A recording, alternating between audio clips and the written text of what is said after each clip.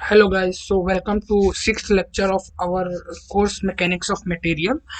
In this lecture, we will see question on estimation of deflection. The question is determine the equation of elastic curve slope at the end A and the maximum deflection in uniform beam AB. That is, here we need to find slope and maximum deflection and equation of this elastic curve. Sorry, not this elastic curve, the curve which is bent due to this force. So now going to solution to of this question. Okay. If questions from estimation of deflection is asked, so there are two major steps which we need to do. First is like determining equation which we will use. Like these are the equation which we will use in our such questions. And or second is applying boundary conditions. Like what are the boundary condition we can apply. So these are the two steps. If you understand that one, then your question will be almost done. Here we will use this equation. So how this equation derive? We know this equation, this and this. So differentiating this equation with respect to x, we got dm by dx is equal to plus v. Now again differentiating this equation, like we differentiate one times. Now again differentiating this, we get dv by dx which is equal to loading rate. So this one, and sign here's minus and minus will be cancelled, so we get this equation as our as equation which we will use.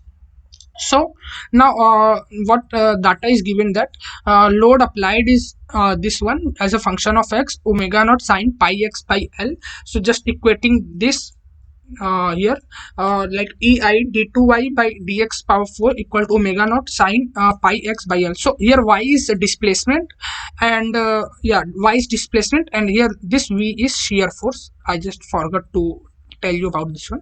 So now we will integrate this equation 4 times.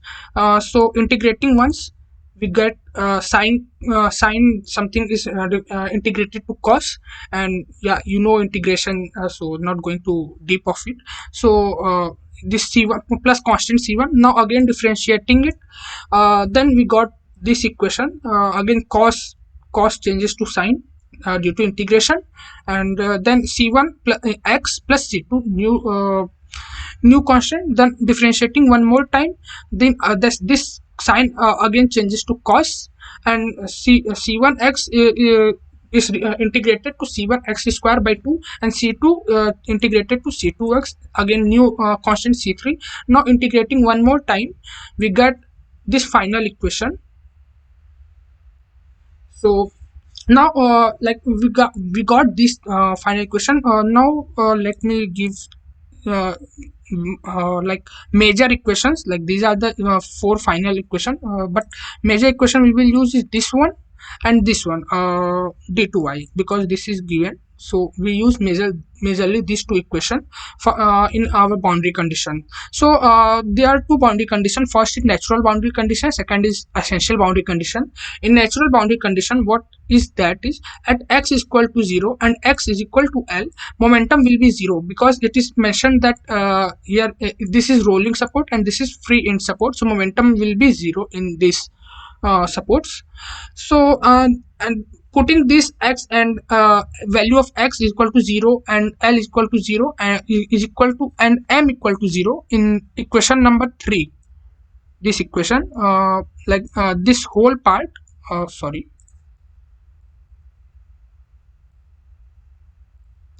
this whole part will be equated to this one, because this and this are same. So the m is 0 and x is equal to 0. Putting this one, we got our c2 as 0, and in similar way, when we put x is equal to L and m equal to 0, we get our c1 as 0. Now, as in essential boundary condition, at x is equal to 0, y equals to 0, and x is equal to L, y equals to 0. Putting this thing in equation number 5, we get our new term like c4 and c3 is also 0. Now we know c1, c2, c3, c4 all are 0. So the final equation of displacement is omega naught L power 4 by pi power 4 ei sine pi x by l. So this is the first question, which is our equation of elastic curve. Now what second part is our slope at the end of a. uh, yeah, slope at end of a is, that is, x is equal to 0. Now either you can integrate this sorry, differentiate it dy by dx and get the slope, or you already did here already did dy by dx, so you can use this one at and just put x is equal to 0. These terms are already 0, so here put x is equal to 0 and get slope at a, which is nothing but this omega l cube by pi cube into ei. Now maximum deflection, for maximum deflection, you know this equation of deflection. So for getting maximum or minimum deflection, we just differentiate and equate them to 0. So differentiating it and equating them it to 0, we get at x is equal to l by 2, it will be maximum. And just in now again putting x is equal to l by 2 in this equation, we get y max is equal to omega naught l to the power 4 upon pi to the power 4 into ei. So yeah, this is the question for this chapter, guys. Thank you.